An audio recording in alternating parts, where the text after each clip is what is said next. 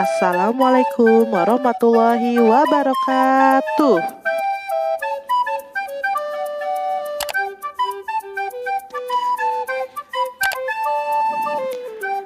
Apa kabar anak-anak hari ini? Semoga tetap selalu semangat ya belajarnya. Selalu jaga kesehatan dan jangan lupa pakai maskernya, serta konsumsi makanan yang bergizi ya. Pada hari ini kita akan belajar mengenai materi ini. Sebelum kita memulai pembelajaran, marilah kita berdoa terlebih dahulu ya. Berdoa dimulai. Pertemuan ke-18 statistika mengenai pengumpulan dan penyajian data oleh saya sendiri, Rismawati Siddiq dari SMP Negeri 25 Depok. Pada hari ini kita akan belajar mengenai statistika, teknik pengumpulan data, teknik penyajian data, ukuran pemusatan data, dan rata-rata gabungan. Indikator pencapaian kompetensi pada pertemuan ini yang pertama ialah peserta didik dapat mencacah, mengukur, dan mencatat data dengan turus atau tally. Yang kedua, peserta didik dapat menentukan rata-rata, median, modus, data tunggal, serta penafsirannya. Manfaat statistika yang pertama ialah kalian bisa melihat manfaat statistika itu dalam pemilihan OSIS. Yang kedua, perhitungan cepat atau quick count pada pemilu. Yang ketiga, meninjau kenaikan atau turunnya harga barang. Yang keempat, mendukung kecerdasan buatan seperti pembuatan robot. Dan yang terakhir, menanggulangi kemiskinan dengan program sosial seperti penyaluran bantuan sosial. Aplikasi statistika terdiri dari 5 bidang. Statistika itu bisa diaplikasikan di dalam bidang ekonomi, finansial, dan aktuaria. Yang kedua, dalam bidang komputasi. Dan yang ketiga, statistika itu sangat erat diaplikasikan di dunia sosial dan kependudukan. Yang keempat, di bidang lingkungan dan kesehatan. Serta yang terakhir, di dalam bidang industri dan bisnis.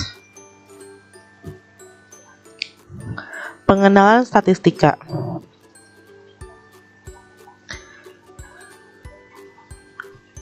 Nah, sebelum kita mengenal statistika, kita harus mengerti dulu apa itu datum dan data. Datum itu adalah fakta tunggal, sedangkan data itu adalah kumpulan dari datum. Nah, contohnya kayak gini. Hasil ulangan matematika kelas 9 ada nilai 7, 9, 6, 8, 5, 8, 7, 9, 5, dan 10.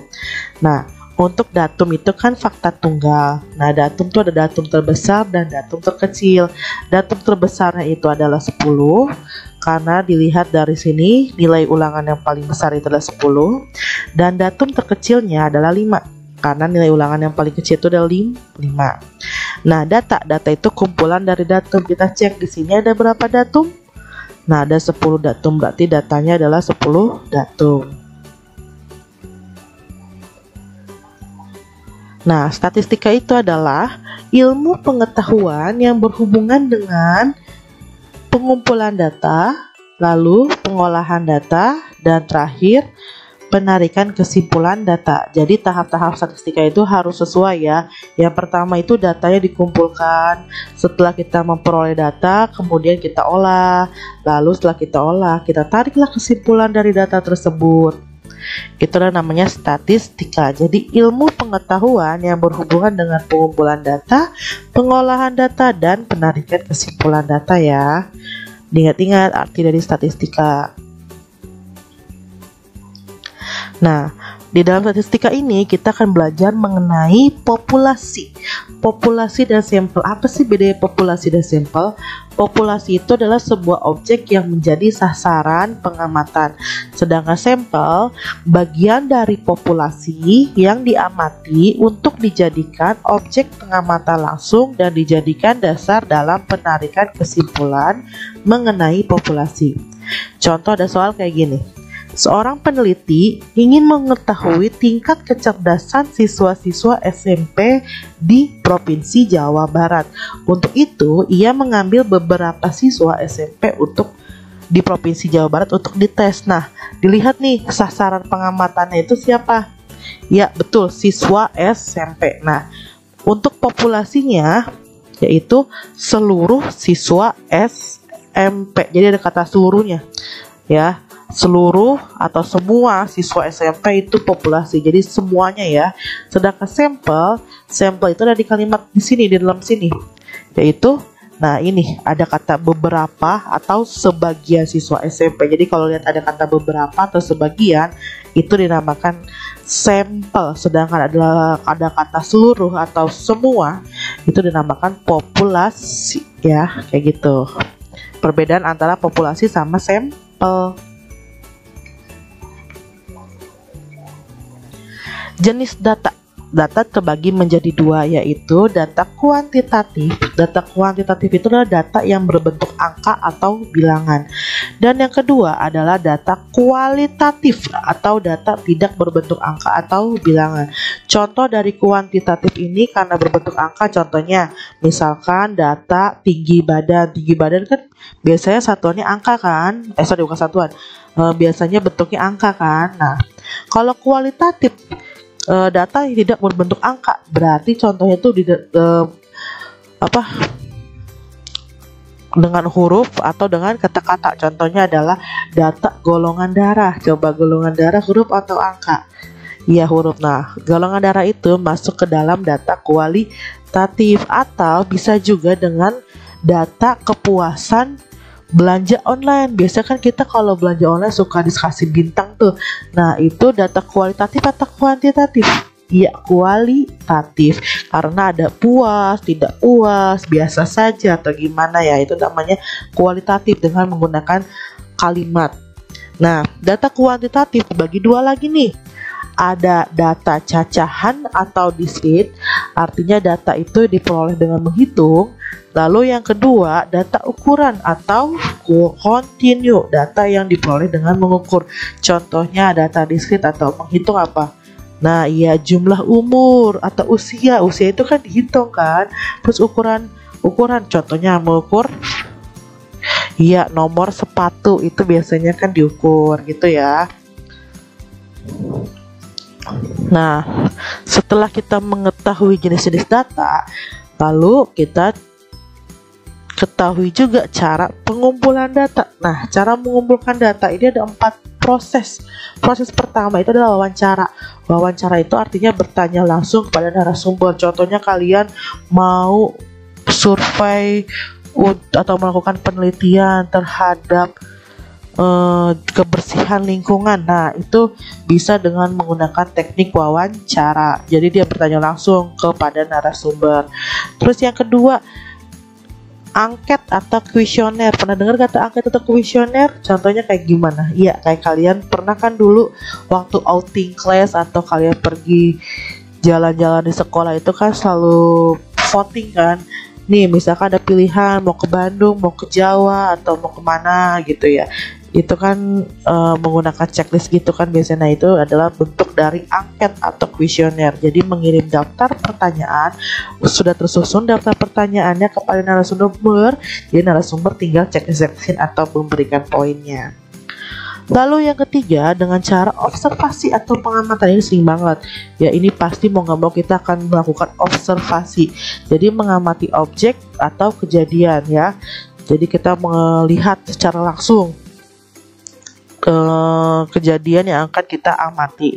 Dan yang terakhir adalah dokumentasi. Dokumentasi ini diperoleh dari dokumen tersimpan. Contohnya kalian mau mencari arsip alumni SMP 25, atau misalkan kalian mau cari arsip jumlah guru di 25, itu bisa menggunakan teknik dokumentasi. Nah, sekarang cara penyajian data. Cara penyajian data dengan menggunakan ada dua, yaitu yang pertama tabel dan yang kedua adalah diagram. Nah, untuk yang tabel ini terdiri dari 3, ada tabel baris kolom, tabel kontingensi, dan tabel distribusi frekuensi.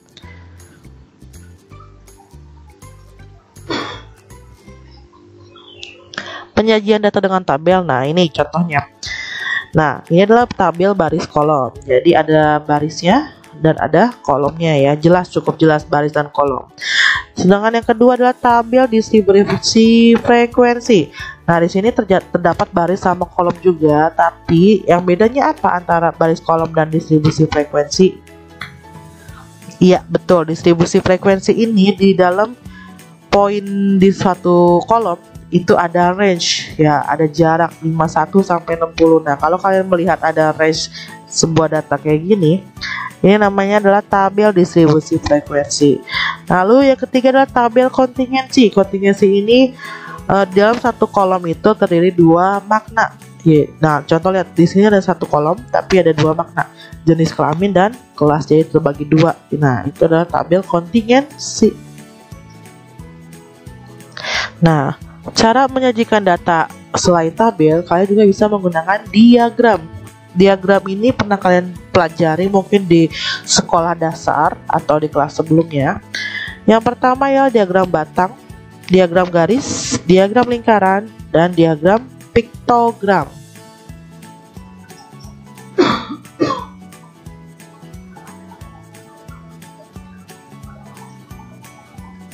Nah, ini adalah contoh diagram batang ya. Diagram batang kayak gini, ada ini garis kartesius ini. Di sini mengidentifikasi tahun, sedangkan di kirinya ini mengidentifikasi jumlah peserta lomba. Lalu ini adalah diagram garis. Garis itu jadi ada interval ya, jadi saling berhubungan nih. Kalau tahun itu kalau batang itu kan hanya sendiri, sedangkan ini ada range tahun-tahun itu, jadi berkesinambungan antara tahun ini sampai ke tahun sini tuh nggak putus. Itu namanya pakai diagram garis. Lalu yang selanjutnya diagram lingkaran. Ini diagram lingkaran dalam kategori persentase. Kenapa? Karena di dalamnya itu dia dinyatakan dengan persentase.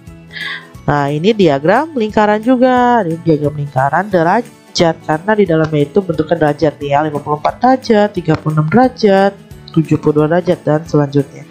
Dan yang terakhir adalah piktogram. Piktogram itu adalah diagram yang menggunakan gambar. Contoh nih, ini ada tabelnya tingkat pendidikan. Nah, ini ada piktogramnya nih. Gambarnya bu gambarnya harus orang atau gimana? Boleh mobil, boleh binatang, atau boleh pohon, atau boleh bunga, terserah. Yang penting gambar ya, namanya piktogram itu. Nah, contoh nih, satu orang ini tuh dia mewakili 200. Nah, berarti kalau kayak gini setengahnya, berarti kalau setengahnya berapa ini? 100 ya. Nah, ini berapa nih? Ini setengahnya apa enggak? Ini 1,5 ya. 1,5 berarti ini 150 ya. Ini lagi setengah nih 100. Jadi kalau misalkan contoh SMP ada berapa jumlahnya? Nah, satu orang 200, berarti 1, 2, 3, 4, 5 orang yang utuh, berarti 5 kali 200 1000, dan satu orang setengah 100, berarti ada 1100. Kayak gitu cara bacanya ya. Ukuran pemusatan data. Nah, data dibagi dua, ada data tunggal dan data kelompok. Data tunggal adalah data yang dituliskan seluruhnya atau dalam bentuk tabel dengan frekuensi. Sedangkan data kelompok, data yang dituliskan dalam bentuk tabel dan dikelompokkan dalam interval-interval tertentu. Nah, data tunggal dibagi dua, jadi bisa disajikan dengan tabel dan tanpa tabel. Nah, contohnya kayak gini. Jadi kalau kalian melihat data tunggal kayak gini nih, ini kan ada tabelnya, berarti ini data tunggal tanpa tabel. Sedangkan seperti ini berarti data tunggal dengan tabel.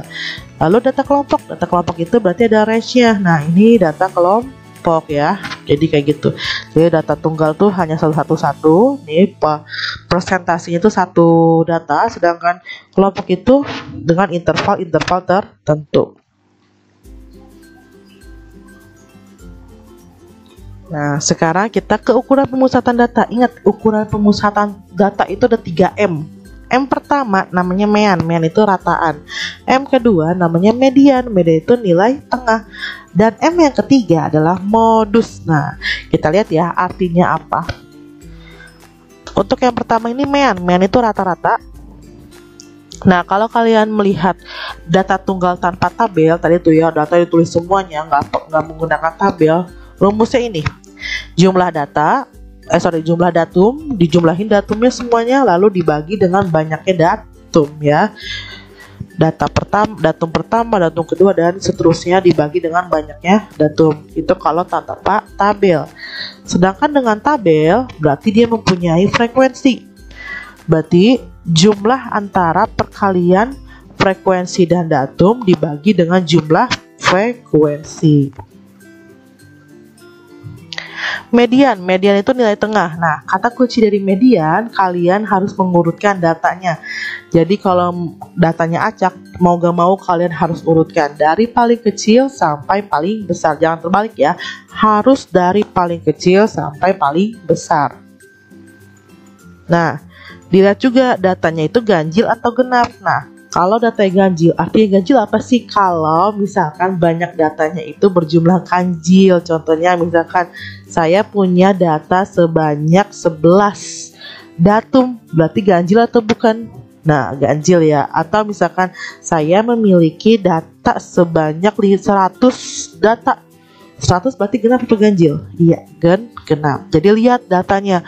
Kalau data ganjil, kalian cukup mengambil nilai tengah atau mediannya hanya satu data aja. Ini rumusnya. Median sama dengan data, ini X itu data ya. Data yang ke N tambah 1 bagi 2. Jadi cuma satu data doang. Sedangkan kalau datanya genap, berarti kalian ngambil 2 data. Contohnya ini, ambil 2 data. Data yang N dibagi 2 ditambah dengan data N dibagi 2 tambah 1 lalu dibagi 2. Ingat ya, data ganjil 1 data, data genap 2 data. Dan yang terakhir, modus. Modus itu kata kuncinya adalah nilai yang sering muncul atau memiliki frekuensi tertinggi. Nah, di sini ada bimodal. Bimodal itu modus yang muncul 2 kali ya. Jadi kalau ada muncul 2 kali artinya frekuensinya sama, itu dinamakan bimodal. Ya, kalau misalkan ada 3 yang sama dan itu paling banyak, itu modus atau bukan? Bukan. Jadi dia nggak punya modus. Jadi batasnya hanya 1 modus dan 2 modus. Lebih dari 2 modus nggak boleh ya. Jadi 1 modus namanya modus aja. Kalau 2 modus namanya bimodal. Nah, kita ke contoh soal data tunggal tanpa tabel. Ini kayak gini, data tanpa tabel ya. Terdapat suatu data nilai rapot Wina yaitu 87798678967. Tentukan meannya, lalu mediannya, dan modusnya. 3M ya, ingat ukuran pemusatan data. Kita M pertama dulu, mean. Nah, di sini raport Winanya ini ya. Lalu rumusnya karena tanpa tabel, berarti jumlah datum dibagi banyak datum. Kita jumlahin semuanya 8 tambah 7 sampai sini dibagi dengan banyak datum. Banyak datum ada berapa? Kita hitung yuk. 1, 2, 3, 4, 5, 6, 7, 8, 9, 10, 11. Berarti ada 11 datum ya. Nah, kita jumlahin semuanya yang di atas ini, hasil 82 dibagi dengan 11, dapatlah meannya 7,45. Nah, kayak gitu cara mencari mean untuk data tunggal tanpa tabel. Nah, M yang kedua, median. Nah, tadi ada berapa datum? 11 datum ya. Berarti termasuk dalam data ganjil. Berarti kita hanya mengambil 1 data. Nah, ini rapot Wina segini. Ingat median, kata kuncinya apa? Harus diurutkan dulu. Urutan datanya dari paling kecil sampai paling besar. Kita urutkan ini datanya. Nah, jumlah data ada 11 data, berarti data ganjil. Berarti rumusnya kita ngambil 1 data, X, N tambah 1 bagi 2. Nah, N-nya itu ada berapa? N-nya kita ganti dengan 11, karena banyaknya datum ada 11. 11 tambah 1 bagi 2, 11 tambah 1 itu 12 bagi 2, yaitu 6. Jadi kita lihat cek yang data ke-6. Ngambilnya jangan yang ini, tapi yang sudah diurutkan. Kita cek, nah inilah data yang ke-6, yaitu 7. 1, 2, 3, 4, 5, 6. Nah, inilah data yang ke-6. Nilai median ya, berarti 7. M yang ketiga yaitu modus.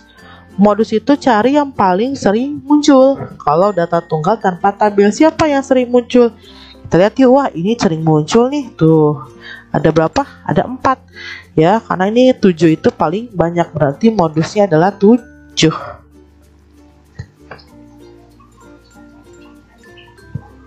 Yang selanjutnya adalah soal data tunggal dengan tabel ya. Nah, ini contohnya. Siswa kelas 9 mengikuti ujian sains, diperoleh hasil ujiannya seperti berikut. Ini nilai ujiannya 54, 55, 56 sampai 70 dan ini frekuensinya. Nah, di soalnya ditentukan 3M lagi, meannya gimana, mediannya gimana, dan modusnya gimana. Nah, untuk M pertama, mean. Berarti data tunggal dengan tabel, rumusnya jumlah kali frekuensi dan datum dibagi dengan jumlah frekuensi. Nah, ini berarti caranya 54 kali 8 ditambah 55 kali 4 ditambah 56 kali 7 ditambah 57 kali 6 ditambah 58 kali 5 ditambah 59 kali 5 ditambah 60 kali 2 ditambah 65 kali 2 dan ditambah 70 kali 1 dibagi dengan total frekuensinya. Ini total frekuensinya, jumlahin semuanya 8 tambah 4 tambah 7 sampai tambah 1. Nah, ini hasil perkalian ini kita tulis semuanya dibagi dengan total frekuensinya 40. Kita jumlahin yang atas, hasilnya 2291 dibagi 40, dapatlah meannya 57,275. Jadi ingat ya, perbedaan rata-rata dengan tabel dan tanpa tabel. M yang kedua yaitu median. Median berarti kita harus urutin. Nah, sekarang lihat datanya itu sudah terurut atau belum nih. Kita lihat. Datanya sudah terurut ya, dari 54, 55, 56, 57, 58 sampai 70, dari paling kecil sampai paling besar. Ingat ngurutnya itu di kategori nilai ujian, bukan di frekuensi. Jangan sekali-kali kalian ngurutin dari frekuensi. Ya, oke, dari nilai atau misalkan umur atau apa gitu, pokoknya dari kata kuncinya aja. Ya. Sekarang jumlahin dulu nih seluruh frekuensinya. Jumlahnya tadi frekuensinya ada berapa? 40. Berarti datanya data genap. Data genap berarti kita ngambil 2 data. Nah, setelah itu kita bikin nih kotak tersendiri urutan datanya. Nah, ini berarti 8. Frekuensi 8. Berarti data pertama sampai ke 8 ada di nilai 54. Lalu selanjutnya habis data 8 9. Kenapa ini 9 sampai 12? 9-nya itu kan dari selanjut dari 8 ya. 12 ini dapat dari mana? Dari 8 tambah 4 yaitu 12 gitu. Berarti data ke 9 sampai ke 12 itu nilai 55. Lalu data selanjutnya habis 12 berapa? 13 sampai, nah ini kan batas akhirnya 12. 12 tambah 7 yaitu 19 ya. Lalu selanjutnya habis 19 20 sampai 19 tambah 6 yaitu 25. Jadi ujung sini tambahin sama frekuensinya ya. Contoh nih 1 sampai 8. Ini start dari 1 ya, karena data pertama sampai 8 dari sini. Nah, langsung habis 8 9 sampai 8 tambah 4 12. Selanjutnya 13 sampai 12 tambah 7 19. Selanjutnya 20 sampai 19 tambah 6 25 dan seterusnya sampai contoh nih 39 tambah 1 40 ya. Otomatis di sini tuh pasti sejumlah dengan sini harus sama.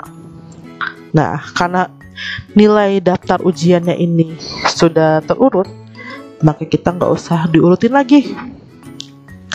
Kita ambillah 2 data, rumusnya ini N per 2 tambah XN per 2 tambah 1 bagi 2. N nya berapa? Ini N nya, jumlah datanya tadi 40 bagi 2 tambah 40 bagi 2 tambah 1 dibagi 2. 40 bagi 2 20 tambah 1 21. Berarti kita ngambil data ke 20 sama data ke 21.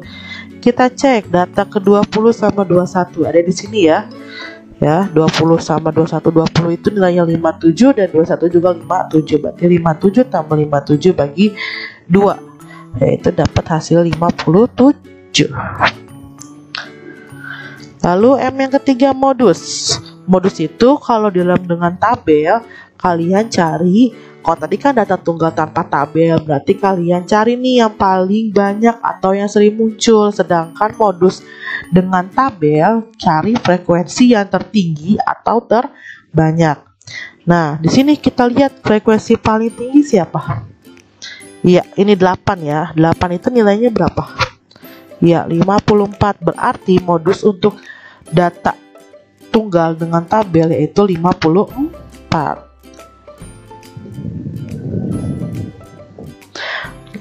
Lalu kita belajar rata-rata gabungan. Rata-rata gabungan, kalau tadi kan rata-rata saja, sekarang rata-rata gabungan. N1 dikali X bar 1, N1 ini artinya jumlah data pertama dikalikan dengan rata-rata pertama ditambah jumlah data yang kedua dikalikan dengan rata-rata kedua dibagi dengan total data. Hampir sama pengerjaannya dengan data tunggal dengan tabel yang tadi ya. Kayak gitu, hampir sama sih sebenarnya. Contoh, kita saat di sini ada 5 soal. Perhatikan baik-baik. Contoh nomor 1 kayak gini. Di sini ada tabel nih, tabelnya. Yang berat badannya 44 ada 4 anak, 45 ada 3, 46 ada 6, 47 ada 6, 48 ada 2, 49 P itu artinya nggak tahu berapa, 50 ada 4. Soalnya kayak gini. Jika berat rata-rata dari tabel berikut adalah 47, tentukan ini ada A, B, C, D. A-nya itu nilai P ini berapa? Yang kedua median, yang ketiga modus, dan yang terakhir banyaknya anak yang memiliki berat badan kurang dari 48 kg. Nah, ini caranya. X bar rumusnya F1 kali X1 tambah F2 kali X2 tambah sampai seterusnya dibagi dengan total frekuensi. Ini pakai nilai rata-rata dengan tabel karena ada tabelnya dan diketahui itu rata-ratanya. Masukkan rata-ratanya 47 sama dengan 44 kali 4, 45 kali 3, sampai 50 kali 4 dibagi dengan total frekuensinya. Ini frekuensinya 4 tambah 3 tambah 6 sampai tambah 4. 47 perkaliannya ini hasilnya semuanya. Nah, ini dapat 49 kali P, 49 P. Nah, ini kenapa 25 tambah P? Dari sini 4 tambah 3 7, 7 tambah 6 13, 13 tambah 6 19, 19 tambah 2 21. Nah, 21 tambah P belum bisa ya, tapi bisa ditambahin 4. 21 tambah 4 25 ditambah dengan P, kayak gitu caranya. Ini juga sama, kita kerjain. Ini kita jumlahin semuanya dapat 1165 tambah 49 P dibagi dengan 25 tambah P. Ini nggak bisa langsung dikerjakan ya, karena kenapa? Karena pernah belajar aljabar kan? Aljabar itu harus punya variabel yang sama, sedangkan ini variabelnya berbeda. Lalu dikali silang, 47 dikali 25 tambah P sama dengan 1165 tambah 49 P. 1175 kali pelangi, 47 kali 25 1175, 47 kali P 47P sama dengan 1165 tambah 49P. Yang punya temen, sesama temen didekatkan. 1175 temennya ini nih 1165 pindah posisi, jadi dikurang 1165 sama dengan yang tetap di sebelah kanan 49P. Temennya siapa ini? Pindah jadi min 47P. Ini dikurangin hasilnya 10, ini dikurangin hasil 2P, maka P sama dengan 10 dibagi 2 yaitu 5. Dapatlah nilai P nya itu 5.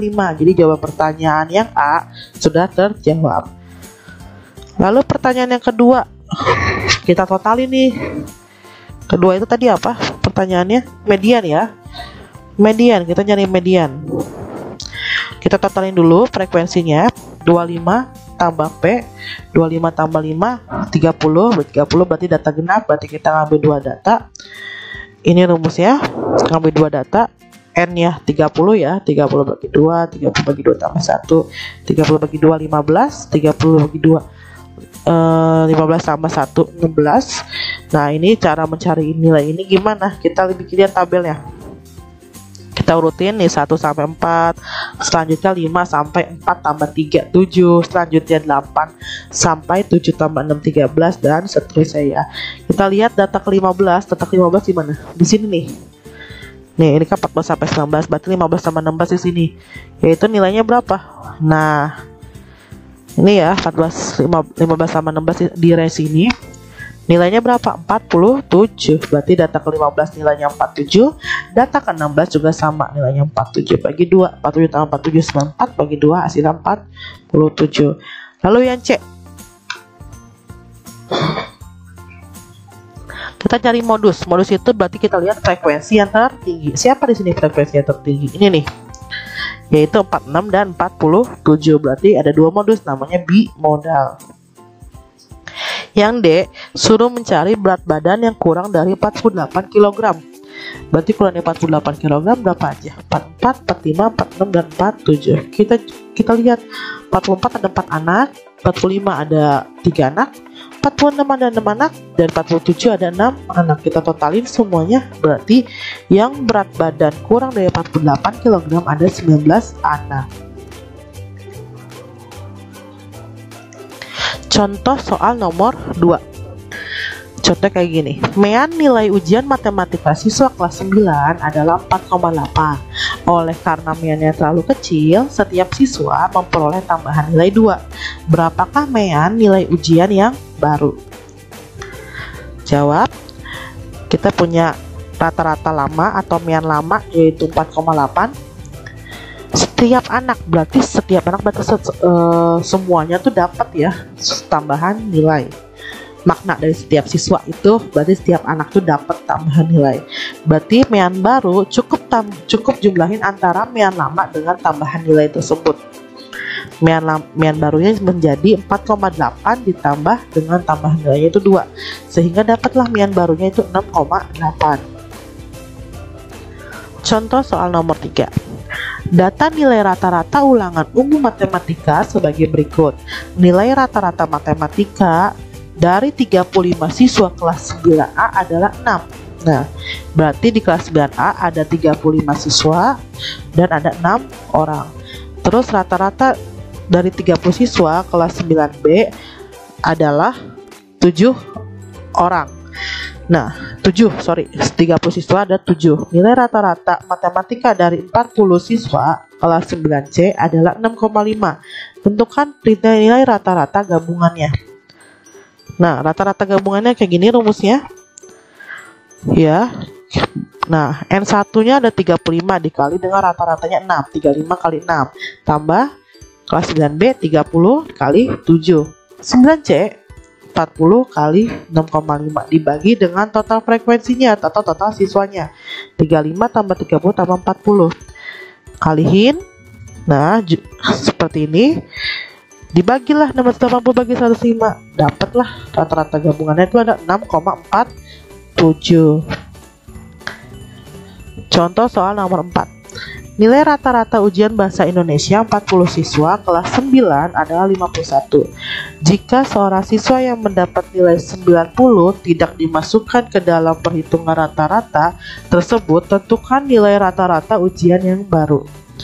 Nah, kita ketahui mean lamanya itu 51, lalu N lamanya adalah 40 siswa.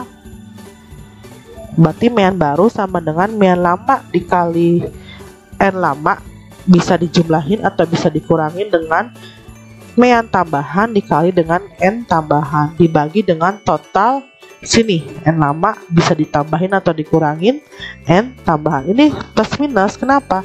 Kita lihat datanya itu dimasukkan atau tidak. Nah, karena di sini tidak dimasukkan berarti kurang. Tapi kalau dimasukkan berarti ditambah gitu ya. Mean lamanya berapa? 51 dikali N lamanya 40 dikurang mean tambahannya ada berapa? 90 dikali dengan N tambahannya seorang. Berarti kalau seorang 1 dibagi N lamanya 40 dikurang N tambahannya 1 orang, yaitu seorang nih. 51 kali 40 2040 dikurang 90 kali 1 90 dibagi 40 dikurang 1 39. Dikurangkan hasilnya 1950 dibagi 39, dapatlah mian barunya itu 50. Lalu soal contoh nomor 5. Rata-rata tinggi siswa pria 135 cm dan rata-rata tinggi siswa wanita 140 cm. Jika banyak siswa 40 orang dan rata-rata tinggi seluruhnya 137 cm, maka banyak siswa pria adalah, nah kita lihat mean pria itu 135, mean wanita 140, N seluruhnya 40 siswa, mean seluruhnya 137.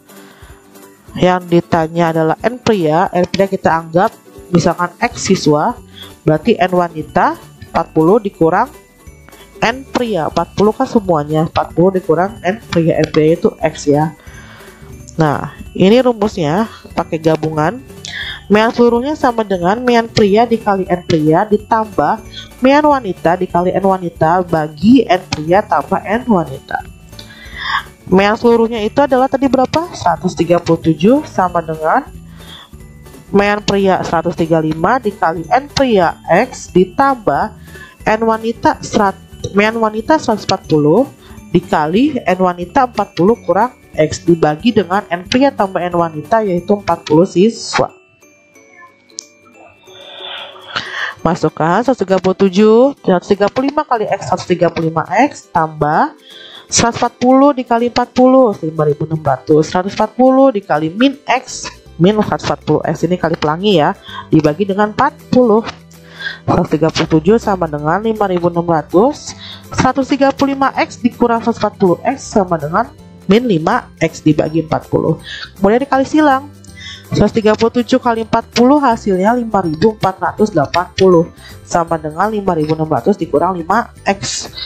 Min 5X pindah posisi jadi 5X sama dengan 5600 dikurang 5480 dapat 120. Sehingga X sama dengan 120 bagi 5 yaitu 24. Jadi jumlah prianya itu kan X, berarti 24 siswa, sedangkan wanitanya 40 kurang X berarti 40 kurang 24 yaitu 16 siswa gitu ya. Oke, itu aja pertemuan kali ini.